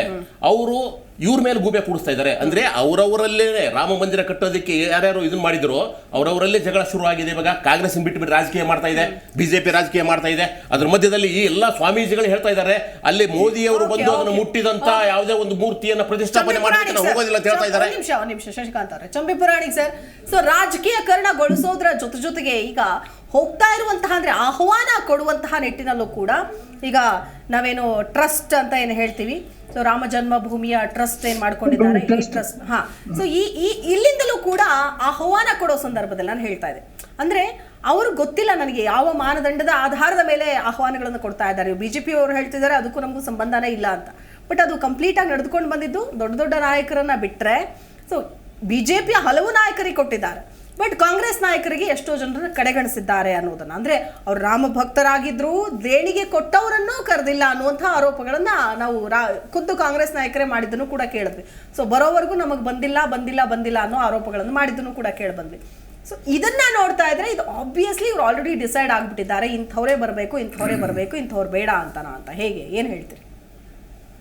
ಒಂದ್ ರೀತಿಯಲ್ಲಿ ನಿಮ್ಮ ವಿಶ್ಲೇಷಣೆಯನ್ನ ನಾನು ಒಪ್ತೇನೆ. ಕಾರಣ ಏನು, ಇದು BJPಯವರು ಈ ಒಂದು ರಾಮ ಜನ್ಮಭೂಮಿ ಟ್ರಸ್ಟ್ನವ್ರು ಏನು ಕಾರ್ಯಕ್ರಮವನ್ನು ಹಾಕೊಂಡ್ರೋ ಅದನ್ನ ಅವರು ತಮ್ಮ ನೇತೃತ್ವದಲ್ಲಿ ಇದು ನಡೀತಾ ಇದೆ ಅಂತಕ್ಕಂಥದ್ದನ್ನ ಬಿಂಬಿಸಿದ್ದಾರೆ. ಅದು ಚುನಾವಣೆಯ ದೃಷ್ಟಿಯಿಂದ ಇರ್ಬೋದು, ಆದ್ರೆ ಅವ್ರಿಗೊಂದು ಹಿನ್ನೆಲೆ ಇದೆ. ಕಾರಣ ಏನು, ಈ ತಮ್ಮ ಚುನಾವಣಾ ಪ್ರಣಾಳಿಕೆಯಲ್ಲಿ ಪ್ರತಿಯೊಂದು ಚುನಾವಣೆಯಲ್ಲಿ ಇದನ್ನ ಒಂದು ಮುಖ್ಯವಾದ ವಿಷಯವನ್ನಾಗಿ ಅವ್ರು ಮಂಡಿಸ್ತಾ ಇದ್ರು, ಏನು ಇದನ್ನ ನಾವು ಸ್ಥಾಪಿಸ್ತೇವೆ ಅಂತ. ಆ ದೃಷ್ಟಿಯಿಂದ ಅವ್ರು ಒಂದು ರೀತಿಯಲ್ಲಿ ಲೆಜಿಟಿಮೆಸಿ ಅಥವಾ ಒಂದು ಲೀಗಲ್ ಇದನ್ನು ಸಿಕ್ಕುತ್ತೆ ಅಂತಕ್ಕಂಥ. ಕಾಂಗ್ರೆಸ್ ಇದನ್ನ ಮೊದಲಿಂದನೂ ವಿರೋಧ ಮಾಡ್ಕೊಂಡು ಬಂತು. ಅಂದ್ರೆ ಏನಾಯ್ತು, ಈ ರೀತಿಯ ವಿರೋಧ ಮತ್ತು ಪರ ಇರ್ತಕ್ಕಂಥ ಸನ್ನಿವೇಶದಲ್ಲಿ ಚುನಾವಣೆಗಳ ಸಂದರ್ಭದಲ್ಲಿ BJPಗೆ ಇದು ಹೆಚ್ಚು ಅಡ್ವಾಂಟೇಜ್ ಅನ್ನೋದ್ರಲ್ಲಿ ಯಾವುದೇ ಸಂಶಯ ಇಲ್ಲ. ಕಾರಣ ಏನು, ಜನವರಿ 22ರಲ್ಲಿ ಪ್ರಧಾನಮಂತ್ರಿಗಳು ಇದನ್ನ ಪ್ರತಿಷ್ಠಾನ ಮಾಡಲಿಕ್ಕೆ ಅವರು ನೇತೃತ್ವ ವಹಿಸ್ತಾ ಇದ್ದಾರೆ. ಆದ್ರ ದೃಷ್ಟಿಯಿಂದ ಇದು ಆಟೋಮೆಟಿಕಲಿ ಆ ರೀತಿಯ ಒಂದು ಚಿತ್ರವನ್ನ ಬಿಂಬಿಸ್ತದೆ. There is no doubt about it. Second, ಯಾವುದೇ ಒಂದು ಕಾರ್ಯಕ್ರಮವಾಗ್ಲಿ ಆ ಕಾರ್ಯಕ್ರಮದಲ್ಲಿ ಧಾರ್ಮಿಕ ಭಾವನೆಯನ್ನ ಮೀರಿ ಒಂದು ರೀತಿಯ ದೈವವನ್ನ ಗೌರವಿಸ್ತಕ್ಕಂಥ ಮತ್ತು ಪ್ರಜೆಗಳ ಮನಸ್ಸಿನಲ್ಲಿರ್ತಕ್ಕಂಥ ಭಾವನೆಗಳನ್ನು ಗೌರವಿಸುವ ದೃಷ್ಟಿಯಲ್ಲಿ ಕಾಂಗ್ರೆಸ್ ಇದನ್ನ ಅಡ್ವಾಂಟೇಜ್ ತಗೋಬಹುದಿತ್ತು. ಆ ಅವಕಾಶವನ್ನ ಅವರಿಗೆ ಕಳ್ಕೊಂಡ್ರು ಅಂತಕ್ಕಂಥದ್ದು ನನ್ನ ವೈಯಕ್ತಿಕ ಅಭಿಪ್ರಾಯ. ಕಾರಣ ಏನು, ಇಲ್ಲಿ ದೇವಸ್ಥಾನಗಳಲ್ಲಿ ಅಡ್ವಾಂಟೇಜ್ ಆಗ್ತಾ ಇರ್ಲಿಲ್ಲ ಮತ್ತು ಅಲ್ಲಿ ಮೈಲೇಜ್ BJPಗೆ ಹೋಗ್ತಾ ಇತ್ತು. That is also A reason. ಅಲ್ಲಿ ಹೋಗಿದ್ರೆ ಹೇಳಲಿಕ್ಕೆ ಆಗೋದಿಲ್ಲ. ಕರ್ನಾಟಕದ ಜನ ಆಗ್ಲಿ, ಸೌತ್ ಇಂಡಿಯಾದಲ್ಲಿ ಆಗ್ಲಿ ಒಂದೇ ರೀತಿಯ ಪ್ಯಾಟರ್ನ್. ತಮಿಳುನಾಡಿನಲ್ಲಿ ಒಂದು ರೀತಿ ಪ್ಯಾಟರ್ನ್ ಇದೆ, ಕೇರಳದಲ್ಲಿ ಒಂದು ರೀತಿ ಪ್ಯಾಟರ್ನ್ ಇದೆ, ಆಂಧ್ರದಲ್ಲಿ ಇನ್ನೊಂದು ರೀತಿ, ಅದು ಅಂದ್ರೆ ಉತ್ತರ ಭಾರತದ ಸ್ವಲ್ಪ ಪ್ರಭಾವ ಇದೆ. ಕರ್ನಾಟಕದಲ್ಲಿ ಬಹಳ ಮುಕ್ತವಾದ ಮನೋಭಾವನೆ ಉಳ್ಳಂತ ಜನ. ಅವ್ರು ಹೇಳಿದ್ರಲ್ಲ ನಮ್ಮ ಸ್ನೇಹಿತರೆ. ನೋಡಿ, ಅದಕ್ಕೆ ಹೇಳಿದ್ನಲ್ಲ, ಚಂಪಿ ಪ್ರಣಯ್ ಅವ್ರು ಕರೆಕ್ಟಾಗಿ ಹೇಳಿದ್ದಾರೆ. ನಾನು ಹೇಳಿದ್ನಲ್ಲ ಅವೆಲ್ಲ ಕ್ಯಾಚ್ 22 ಸಿಚುವೇಶನ್ ಅಂತ. ಅವ್ರು ಏನೇ ಮಾಡಿದನೋ ಇವಾಗ ಒಂಥರ ಬಿಜೆಪಿಗೆ ಅಡ್ವಾಂಟೇಜ್ ಆಗುತ್ತೆ. ಮಾಡಿರೋದೆಲ್ಲ ಅದೇ ತರನೇ, ನೀವು ಏನೇ ಮಾಡಿದ್ರು ಅಲ್ಲ, ಮಾಡಿರೋದು ಅದೇ ತರನೇ ಇದೆ. ಬೇಸ್ ಹಂಗೆ ಹಾಕೊಂಡಿದ್ದೀರಿ ನೀವು. ನಮ್ಮ ಸ್ನೇಹಿತರು ಹೇಳ್ದಂಗೆ ನಾನು ಕೇಳ್ತಾ ಇದ್ದೆ, ಒಂದ್ ಕಡೆ ಇವ್ರು ಯಾರು ನಮ್ಮನ್ನು ಕರೆಯೋಕ್ಕೆ, ಇವ್ರು ಯಾರು ನಮ್ಮನ್ನು ಕರೆಯೋಕ್ಕೆ, ನಾವು ಯಾವಾಗ ಬೇಕಾದ್ರೂ ಹೋಗ್ತೀವಿ, ಎಲ್ಲಿಗೆ ಬೇಕಾದ್ರೂ ಹೋಗ್ತೀವಿ, ಹೆಂಗೆ ಬೇಕಾದ್ರೂ ಹೋಗ್ತೀವಿ, ನಮ್ಮನ್ನು ಕರೆಯೋ ಅಗತ್ಯ ಇಲ್ಲ ಅಂತೆಲ್ಲ ಹೇಳ್ತಾ ಇದ್ದಾರೆ. ಇನ್ನೊಬ್ಬರು ಹೇಳ್ತಾರೆ ರಾಮ ರಾಮ ಅಂತ ಹೇಳಿ ಇನ್ನೊಬ್ಬರು ದೇವರನ್ನ, ಇದನ್ನು ಪೂಜೆ ಮಾಡೋರನ್ನ, ಭಕ್ತಿ ಮಾಡೋರನ್ನ ಅದನ್ನು ಕಡೆಗಣಿಸ್ತಾ ಇದ್ದೀವಿ ಅಂತ ಹೇಳ್ತಾರೆ. ಇದೆಲ್ಲ ಮಾತಾಡುವಂಥ ವಿಷಯನ, ಇದು ನಿಜವಾಗ್ಲೂ ಹೇಳ್ತೀನಿ, ಇದು ಮಾತಾಡುವಂಥ ವಿಷಯನ, ಇದು ಮನಸ್ಸಿಗೆ ಹೆಂಗಾದರೂ ಬರುತ್ತೆ ಅಂತ ಯಾವ ಮನಸ್ಥಿತಿ ಇಟ್ಕೊಂಡು ಮಾತಾಡ್ತಾರೆ ಅಂತ ಯೋಚನೆ ಮಾಡ್ಬೇಕಾಗತ್ತೆ. ಯಾವತ್ತಾದ್ರೂ ರಾಮ ಭಕ್ತರು ಅಥವಾ ರಾಮನ ಪೂಜೆ ಮಾಡೋರು, ರಾಮನ ಜಪಿಸೋರು, ನೀನು ಶಿವನ ಪೂಜೆ ಮಾಡಬೇಡ, ಎಲ್ಲಮ್ಮನ ಪೂಜೆ ಮಾಡಬೇಡ, ಇದನ್ನ ಪೂಜೆ ಮಾಡಬೇಡ ಅಂತ ಪೂಜೆ ಮಾಡೋದು ಯಾವತ್ತಾದ್ರೂ ಹೇಳೋದು ಒಂದು ಇರಿ, ಒಂದು ನಿಮಿಷ ಇರಿ, ನಾನು ಮಾತಾಡ್ಬಿಡ್ತೀನಿ. ಅಲ್ಲಲ್ಲ, ಯಾಕೆಂದ್ರೆ ಅಲ್ಲಲ್ಲ, ಇವರು ಇದನ್ನ ಇವತ್ತು ರಾಮನ ಇದನ್ನ ಹೌದು, ರಾಮ ಪುರುಷೋತ್ತಮ, ಅದು ನಾವು ರಾಮರಾಜ್ಯ ಕಟ್ಟಬೇಕು ಅಂತ ಮೊದಲಿಂದನೂ ನಾವೆಲ್ಲ ಚಿಕ್ಕ ವಯಸ್ಸಿಂದ ನಾನು, ಇವರು, ಅವರು, ನೀವು ಎಲ್ಲ ಸೇರ್ಕೊಂಡೇ ನಾವು ಚಿಕ್ಕ ವಯಸ್ಸಿಂದ ನೋಡ್ಕೊಂಡೇ ಬಂದಿರೋದು. ನಮ್ಮ ಭಾರತ ಭೂಮಿ ರಾಮರಾಜ್ಯ ಆಗ್ಬೇಕು ಅಂತಾನೆ ಬಂದಿರೋದು. ಸರ್, ಎಲ್ಲರೂ ನಮ್ಮನ್ನೆಲ್ಲ ಸೇರ್ಸಕ್ ಹೋಗ್ಬಿಡಿ. ಗಾಂಧೀಜಿ ಅವ್ರ ಕಂಡ ಕನಸು ಇರ್ಲಿ, ಅದಿರ್ಲಿ, ಅದು ನಿಮ್ಮ ಬಿಟ್ಟಿದ್ದು. ನಮ್ಮ ಭಿನ್ನಾಭಿಪ್ರಾಯ ಇದೆ.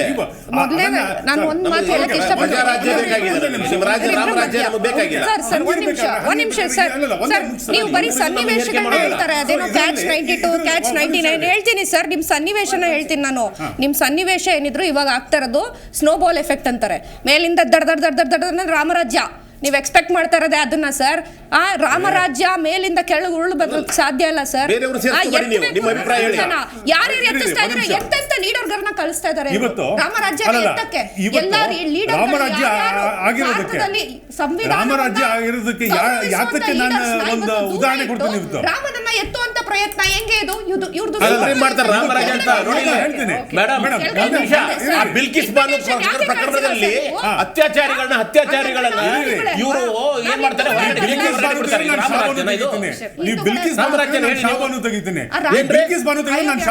ಎಲ್ಲ ಶಾಬಾನು ಇನ್ನೊಂದಿರಲಿ, ನಿಮ್ಮ ಅವ್ರ 11 ಜನ ಅತ್ಯಾಚಾರಿಗಳು ಹೊರಗಡೆ ತಗೊಂಡ್ಬಂದಿರಲ್ಲ ಬಿಜೆಪಿ ಸರ್ಕಾರದವರು. ಇದು ರಾಮರಾಜ್ಯನ? ಇದು ಅಲ್ಲ, ಈ ರಾಮರಾಜ್ಯ ಆಗಿರೋದಕ್ಕೆ ಇವತ್ತು ರಾಮರಾಜ್ಯ ಬೆಂಕಿ ಹಚ್ಚೋರು ಇವರು. ರಾಮರಾಜ್ಯ ಏನ್ ಮಾಡ್ತಾರೆ ಆಗಿರೋದಕ್ಕೆ. ಆಮೇಲೆ ರಾಮನ ವಿಷಯ ಅಂತ ಬಂದಾಗ ಎಲ್ಲರೂ ವಿಷಯ, ನೀವ್ ಯಾಕೆ ಯಾರಿಗೋ ಒಬ್ರಿಗೆ ಹೇರುವಂತಹ ಪ್ರಯತ್ನ? ನಾವು ಯಾರಿಗೂ ಹೇಳ್ತಾ ಇಲ್ಲ. ಖಂಡಿತವಾಗ್ಲೂ ಇದು ರಾಮ ಭಕ್ತರು ಇಡೀ ದೇಶದಲ್ಲೇ ಇದ್ದಾರೆ. ಇಡೀ ದೇಶದಲ್ಲಿ ಇರೋಲ್ಲ ರಾಮ ಭಕ್ತರಲ್ಲ, ನೀವು ಅಲ್ಪಸಂಖ್ಯಾತರು ರಾಮ ಭಕ್ತರು ನೆನಪಿಟ್ಕೊಳ್ಳಿ. ನೀವೆಲ್ಲ ಅಲ್ಪಸಂಖ್ಯಾತರು ರಾಮ ಭಕ್ತರನ್ನವರು. ಆಲೋಚನೆ ಒಳ್ಳೇದಿದೆ, ಇವ್ರ ಆಲೋಚನೆ ಒಳ್ಳೇದಿದೆ, ಅವ್ರ ಆಲೋಚನೆ ಒಳ್ಳೇದಿದೆ. ವಿಚಾರ ಮಾಡಿದಾಗ ನೀವು ಭಿನ್ನಾಭಿಪ್ರಾಯ. ಅವ್ರು ಯಾಕೆ ಬಂದಿಲ್ಲ, ಇವ್ರು ಯಾಕೆ ಬಂದಿಲ್ಲ, ಆಹ್ವಾನ ಕೊಟ್ಟಿದ್ದೀವಿ ಹೇಳ್ತಾ ಇರಲಿಲ್ಲ.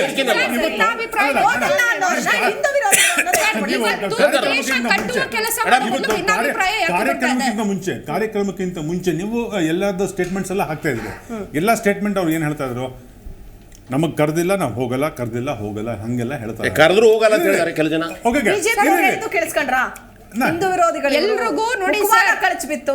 ಎಲ್ರಿಗೂ ಯಾಕೆಂದ್ರೆ ಇವ್ರದ್ದು ಮೈಂಡ್ ಸೆಟ್ ಇದೆಯಲ್ಲ, ಯಾಕೆಂದ್ರೆ ಮೊದಲಿಂದನೂ ಹಿಂದೂ ವಿರೋಧಿ ನೀತಿ ತೊಳೆದಿದಾರಲ್ಲ, ಅದಕ್ಕೆ ನಾನೇನು ಸ್ಟಾರ್ಟಿಂಗ್ ಅವರು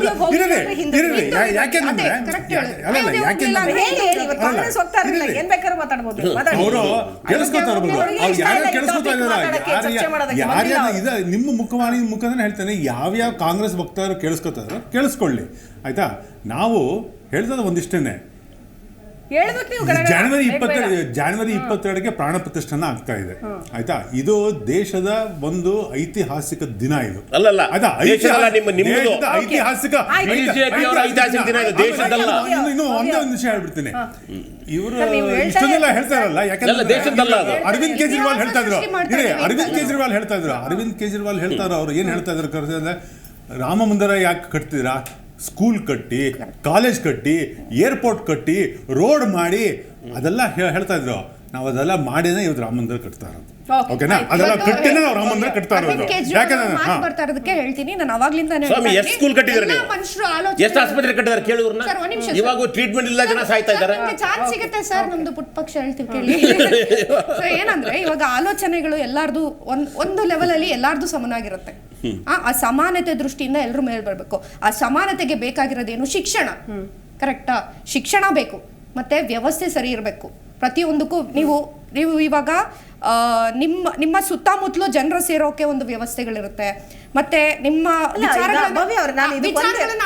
ಒಂದು ವಿಷಯ ಹೇಳ್ತೀನಿ, ಆಯ್ತು, ಸ್ಕೂಲು ಕಟ್ಟಬೇಕು, ಕಾಲೇಜು ಕಟ್ಟಬೇಕು, ಆಸ್ಪತ್ರೆ ಕಟ್ಟಬೇಕು, ರಸ್ತೆನೂ ಬೇಕು. ಹೌದು.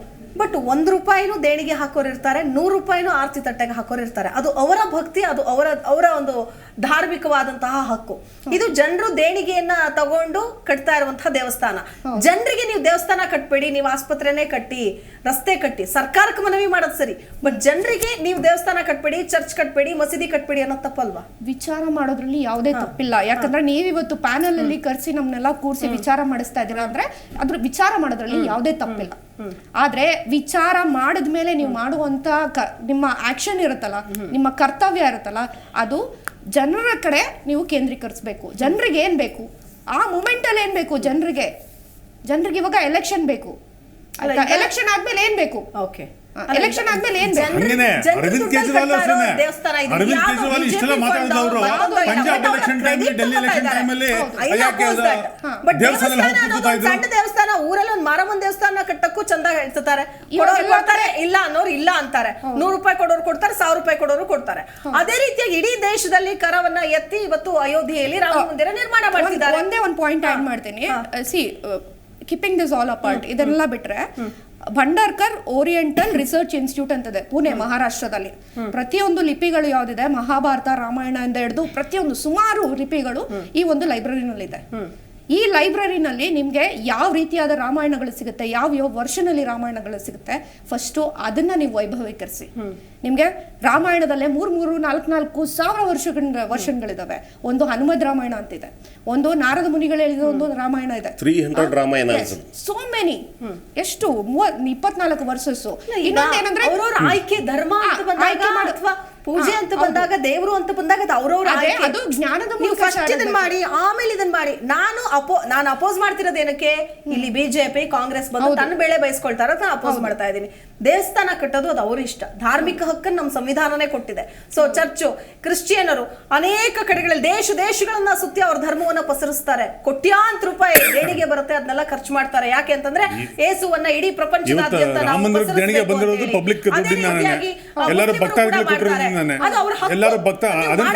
ಹೇಳಕ್ಕಾಗಲ್ಲ. ಹಿಂದೂಗಳಿಗೂ ಕೂಡ ಅವ್ರಿಗೆ ಆಸೆ ಇದೆ, ದೇಣಿಗೆ ಕೊಟ್ಟಿದ್ದಾರೆ, ದೇವಸ್ಥಾನ ನಿರ್ಮಾಣ. ದೇಣಿಗೆ ಕೊಟ್ಟಿರೋದ್ರಲ್ಲಿ ಏನು ತಪ್ಪಿಲ್ಲ. ಇವಾಗ ದೇಣಿಗೆ ಕೊಡೋದಕ್ಕೆ ಈಗಲೂ ಯಾರ್ಯಾರು ಮುಂದೆ ಬರ್ತಾರೆ ಅವ್ರು ದೇಣಿಗೆ ಕೊಡ್ತಾರೆ. ಆದ್ರೆ ದೇಣಿಗೆ ಕೊಟ್ಟವ್ರಿಗೆ ಎಷ್ಟು ಮರ್ಯಾದೆ ಕೊಡ್ತಾರೆ ಅನ್ನೋದು ಇಂಪಾರ್ಟೆಂಟ್ ಇದೆ. ಇವತ್ತು ನೀವು ಅಯೋಧ್ಯೆಗೆ ಕಾಲಿಟ್ರೆ ನೀವು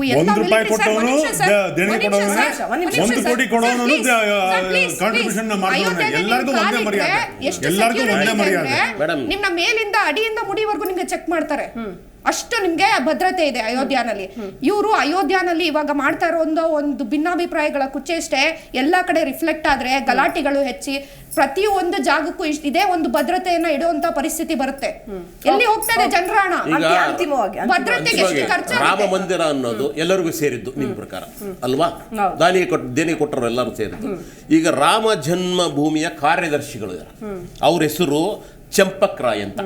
ಅವ್ರು ಹೇಳಿಕೆ ಕೊಟ್ಟಿದ್ದಾರೆ ಮೊನ್ನೆ ಒಂದು ಇದರಲ್ಲಿ. ಏನಂದ್ರೆ ರಾಮ ಮಂದಿರವು ರಾಮಾನಂದ ಪಂಥದ ಜನರಿಗೆ ಮಾತ್ರ ಸೇರಿದ್ದು. ಅರ್ಥ ಆಯ್ತಾ? ಅವ್ರಿಗೆ ಮಾತ್ರ ಸೇರಿದ್ದದು. ಆ ದುಡ್ಡು ಕೊಟ್ಟವ್ರಿಗೆಲ್ಲ ಶಂಕರಾಚಾರ್ಯರಾಗಿರ್ಬೋದು, ಶೈವರಾಗಿರ್ಬೋದು, ಶಾಕ್ಯ ಪಂಥರವರಿಗೆ ಸೇರಿದ್ದಲ್ಲ. ಅದರ ಅರ್ಥ ಏನು ಅಂತಂದ್ರೆ ನೀವು ಏನು ಚರ್ಚೆ ಮಾಡ್ತಾ ಇದೀವಿ ಎಲ್ಲರಿಗೂ ಸೇರಿದ್ದು ಅಂತ. ಅದ್ರಿರ್ತಕ್ಕಂಥ ಕಾರ್ಯದರ್ಶಿ ಹೇಳ್ತಾ ಇದ್ದಾರೆ ಅವ್ರಿಗೆ ಸಂಬಂಧಪಟ್ಟದ್ದಲ್ಲ, ಇದು ನಮಗೆ ಸಂಬಂಧಪಟ್ಟದ್ದು. ಅರ್ಥ ಆಯ್ತಾ ನಿಮ್ಗೆ? ರಾಮ ಎಲ್ಲರಿಗೂ ಇದು ರಾಮ ಅಲ್ಲ, ರಾಮ ಮಂದಿರ. ಇಲ್ಲಿ ಪ್ರಶ್ನೆ ಬಂದಿರೋದು ರಾಮಂದಲ್ಲ, ರಾಮ ಮಂದಿರದ್ದು. ಯಾಕೆ ಉದ್ಘಾಟನೆ ಆಗ್ತಾರೆ ರಾಮ ಮಂದಿರದ್ದು. ಆಮೇಲೆ ಇವ್ರು ಹೇಳ್ತಾ ಇದ್ದಾರೆ ಸಾರ್ವತ್ರೀಕರಣ ಮಾಡ್ತಾ ಇದ್ದಾರೆ ಇಡೀ ದೇಶದ ಜನರ ಭಾವನೆಗಳು ಅಂತ. ಏನ್ರಿ ಭಾವನೆಗಳು? ನಮ್ಮ ಹಿಂದೂ ಅಂತಾರೆ. ಹಿಂದೂನಲ್ಲಿ ಏನೋ ನಾವು ಲಿಂಗಾಯತರು ಇದೀವಿ ಅಂತ ತಿಳ್ಕೊಳ್ಳಿ. ಲಿಂಗಾಯತರು ನಿಮ್ಮ ಯಾವ ರಾಮನನ್ನು ನಾವು ಒಪ್ಪೋದಿಲ್ಲ, ಯಾವ ಬಹುದೇವ ಉಪಾಸಕರಲ್ಲ ನಾವು ಲಿಂಗಾಯತರು. ಆಯ್ತಾ? ನಮಗೂ ಒಂದು ಜನಸಂಖ್ಯೆ ಅಂತಿದೆ. ನಾವ್ಯಾಕ್ರಿ ನಿಮ್ಮ ರಾಮನ ಒಪ್ಪಬೇಕು? ನಮ್ಗೆ ಹೇಳಿದ್ದಾರೆ ದೈವವೆಂದು ಕಾಲಿಡಲಿಂಬಿಲ್ಲ, ದೈವನೊಬ್ಬನೇ ಕೂಡಲ ಸಂಗಮ ದೇವ ಅಂತ ಹೇಳ್ತಾರೆ. ಆಯ್ತಾ? ನಮ್ಮ ದೇವರನ್ನು ನಾವು ಒಪ್ಪೋದಿಲ್ಲ ರೀ. ಇಲ್ಲಿ ದೇಶದಲ್ಲಿ ಇರ್ತಕ್ಕಂಥ ಯಾವ ಕ್ರಿಶ್ಚಿಯನ್ರು ಒಪ್ಪೋದಿಲ್ಲ. ಹಂಗಂತ ಅವ್ರು ಹಿಂದೂ ವಿರೋಧಿಗಳು ಅಂತ ಹೇಳಕ್ಕಾಗಲ್ಲ. ಹಿಂದೂ ವಿರೋಧಿಗಳು ಅವ್ರವ್ರ ಧರ್ಮ ಪಾಲನೆ ಮಾಡ್ತಾರೆ. ನಿಮ್ಮ ಧರ್ಮ ನೀವು ಪಾಲನೆ ಮಾಡಿ. ನೀವು ಅಕಸ್ಮಾತ್ ಏನ್ ಬರೀತಾರೆ ಗೊತ್ತಾ? ಇವರು ಒಂದು ಪಾಂಪ್ಲೆಟ್ ಹಂಚ್ತಾ ಇದ್ದಾರೆ ಮಂತ್ರಾಕ್ಷತೆ ಜೊತೆಗೆ. ಏನು ಬರೀತಾರೆ ಗೊತ್ತಾ ನಿಮ್ಗೆ? ಅಲ್ಲಿ ರಾಮ ಭಕ್ತಿ ಅಂದ್ರೆ ದೇಶಭಕ್ತಿ ಅಂತ. ಅಂದ್ರೆ ರಾಮ ಭಕ್ತಿ ಇಲ್ಲದವರೆಲ್ಲ ದೇಶ ವಿರೋಧಿಗಳು, ದೇಶದ್ರೋಹಿಗಳು. ಈ ರೀತಿಯಾದಂತ ಮೇನಿಯನ್ನು ಸೃಷ್ಟಿ ಮಾಡ್ತಾ ಇದಾರಲ್ಲ, ಇದು ದೊಡ್ಡ ತಪ್ಪು. ಕ್ವಿಕ್ ಆಗಿ 30 ಸೆಕೆಂಡ್ಸ್ ನೋಡಿ, 30 ಸೆಕೆಂಡ್ಸ್. ಇವರೆಲ್ಲ ಹೇಳ್ತಾರಲ್ಲ ಹಿಂದೂ ವಿರೋಧಿಗಳು, ಅದನ್ನ ನಾವಲ್ಲ, ಯಾರು ಹೇಳ್ತಾ ಇಲ್ಲ ಆಯ್ತಾ. ಕೊನೆಗೆ ಏನ್ ಬೇಕಾಗಿರೋದು? ಒಂದು ರಾಮರಾಜ್ಯ ಬೇಕು, ಅದು ಬರ್ತಾ ಇದೆ. 550 ವರ್ಷ ಮಂದಿರ ಕ್ರಿಯೆ ಇಲ್ಲ ಒಂದು ನಿಮಿಷ ಅಲ್ಲಲ್ಲ ಇವತ್ತಿಂದ ರಾಮರಾಜ್ಯ ಬರ್ತಾ ಇದೆ. ಬಿಜೆಪಿ ಅವರ ಹೆಗ್ಗಳಿಕೆ ಏನು ಇಲ್ಲ ಇದ್ರಲ್ಲಿ. ಅತ್ಯಾಚಾರ ಮಾಡೋದು ರಾಮರಾಜ್ಯ. ಇಷ್ಟು ವರ್ಷ ಆದ್ಮೇಲೆ ಎಲ್ಲರೂ ರಾಮನ ಇನ್ನೂ ಒಂದೇ ಒಂದು ಏನಂತಂದ್ರೆ, ಈ ಹಿಂದೂಗಳು ಅಂತಂದ್ರೆ ಯಾಕೆ ಇಷ್ಟು ವಿರೋಧ ಮಾಡ್ತಾರೆ? ಈ ಹಿಂದೂ ಸಂಪ್ರದಾಯ ಅಂತಂದ್ರೆ ಬಂದುವಾಗ ಯಾಕೆ ಇಷ್ಟೊಂದು ಎಲ್ಲರೂ ಡಿವಿಷನ್ ಆಗ್ತಾರೆ? ಅದನ್ನು ಬಿಟ್ಟು 22ನೇ ತಾರೀಕು ಪ್ರಾಣ ಪ್ರತಿಷ್ಠೆ ಎಲ್ಲರೂ ದೇವಸ್ಥಾನ ಪೂರ್ತಿ ದೇವಸ್ಥಾನ ಪೂರ್ತಿ ಏನಾದ್ರು ಕಟ್ಟಿಬಿಟ್ಟು ಮಾಡ್ಕೊಳ್ಳಿ, ಅದು ಅರ್ಧ ಕಟ್ಟಿಬಿಟ್ಟು ಓಡೋಗಿ ಮಾಡ್ತಾ ಇದ್ದೀರಾ? ಒಂದ್ ಹೇಳೋದಾದ್ರೆ, ಈಗ ಏನಾಗಿದೆ ಅಂದ್ರೆ, ಇವಾಗ ನಮ್ಮ ನರೇಂದ್ರ ಮೋದಿ ಏನಿದ್ದಾರೆ, ಅವರು ಈ ಮುರಳಿ ಮನೋಹರ್ ಜೋಶಿ ಇರ್ಬೋದು ಅಥವಾ ಅದ್ವಾನಿ ಅವ್ರನ್ನಿರ್ಬೋದು, ಅವ್ರನ್ನ ಕರೆಸಿ ಅವ್ರದ್ದೊಂದು ಪಾದ ಸ್ಪರ್ಶ ಮಾಡಿಸಿ ರಾಮ ಮಂದಿರವನ್ನ ಉದ್ಘಾಟನೆ ಮಾಡಿ. Thank you so much. 3 ಜನಕ್ಕೂ ಕೂಡ ಧನ್ಯವಾದಗಳು. ಪುರಾಣಿಕ್ ಸರ್ಗೂ ಕೂಡ ಧನ್ಯವಾದವನ್ನು ತಿಳಿಸ್ತೀನಿ ನಾನು ಈ ಸಂದರ್ಭದಲ್ಲಿ. ವೀಕ್ಷಕರೇ, ಒಂದು ಕಡೆ ರಾಜಕೀಕರಣಗೊಳಿಸ್ಬಿಟ್ಟಿದ್ದಾರೆ. ನಾವು ಎಷ್ಟೇ ಬೇರೆ ಬೇರೆ ಬೇರೆ ನೀವು ಹಿಂಗೆ ಮಾಡಬೇಡಿ ಅಂತ ರಾಜಕಾರಣಿಗಳಿಗೆ ಹೇಳಕ್ ಹೋದ್ರು ಕೂಡ ಅವರು ಫಿಕ್ಸ್ಡ್ ಆಗ್ಬಿಟ್ಟಿದ್ದಾರೆ. ಆಲ್ರೆಡಿ ನಿರ್ಧಾರವನ್ನು ತೆಗೆದುಕೊಂಡಿದ್ದಾರೆ. ಇದು ಬಿಜೆಪಿ ಕಾರ್ಯಕ್ರಮ ಅಂತ. ಕಾಂಗ್ರೆಸ್ನವ್ರು ನಾವು ಹೋಗಬಾರ್ದು ಅಂತ ನಿರ್ಧಾರ ಮಾಡ್ಕೊಂಡಿದ್ದಾರೆ. ಆದರೆ ಅದ್ರ ಜೊತೆಗೆ ಅದಕ್ಕೆ ಬೇಕಾದ್ರೆ ಮತಗಳನ್ನು ಕೂಡ ದೂರ ಮಾಡ್ಕೊಳ್ಬಾರ್ದು ಅನ್ನೋ ನಿಟ್ಟಿನಲ್ಲಿ ರಾಜ್ಯದಲ್ಲಿ ಬೇಕಾದ ಏನು ಕಾರ್ಯಕ್ರಮಗಳು ಬೇಕೋ ಅದನ್ನು ಕೂಡ ಮಾಡ್ತಾ ಇದ್ದಾರೆ. ಒಂಥರ ಸಂದಿಗ್ಧ ಪರಿಸ್ಥಿತಿ ಕಾಂಗ್ರೆಸ್ಗೆ ಅಂತ ಅಂದ್ರೂ ಕೂಡ ತಪ್ಪಾಗೋದಿಲ್ಲ. ಸೊ ಯಾವ ರೀತಿಯಾಗಿ ನಿಭಾಯಿಸ್ತಾರೆ, ಏನೇನೆಲ್ಲ ಆಗುತ್ತೆ, ಮತ್ತೆ ಇನ್ನೂ ಉದ್ಘಾಟನೆಗೆ ಇನ್ನೂ ಸಮಯ ಇದೆ. ಆ ಸಂದರ್ಭದಲ್ಲಿ ಇನ್ನೂ ಯಾವ್ಯಾವ ಹೇಳಿಕೆಗಳನ್ನ ಕೊಡ್ತಾರೋ ಗೊತ್ತಿಲ್ಲ. ಆದರೆ ಜನ ದಯವಿಟ್ಟು ಸೂಕ್ಷ್ಮವಾಗಿ ಗಮನಿಸಿ, ಇದು ಧಾರ್ಮಿಕ ಕಾರ್ಯಕ್ರಮ. ನಿಮಗೆ ಇಷ್ಟ ಇದ್ರೆ ನೀವು ಪೂಜಿಸಿ, ಆರಾಧಿಸಿ, ಬೇಡ್ಕೊಳ್ಳಿ. ಅದು ಬಿಟ್ಟು ಇದನ್ನ ರಾಜಕೀಯಕರಣಗೊಳಿಸಬೇಡಿ, ನೀವು ಕೂಡ ರಾಜಕೀಯ ಪ್ರೇರಿತರಾಗಬೇಡಿ ಅಂತ ಹೇಳ್ತಾ ಚರ್ಚೆ ಮುಗಿಸ್ತಾ ಇದ್ದೀನಿ. ನಮಸ್ಕಾರ. ನೋಡ್ತಾ ಇರಿ ಜೀ ಕನ್ನಡ ನ್ಯೂಸ್, ಸತ್ಯವೇ ಸುದ್ದಿಯ ಜೀವಾಳ.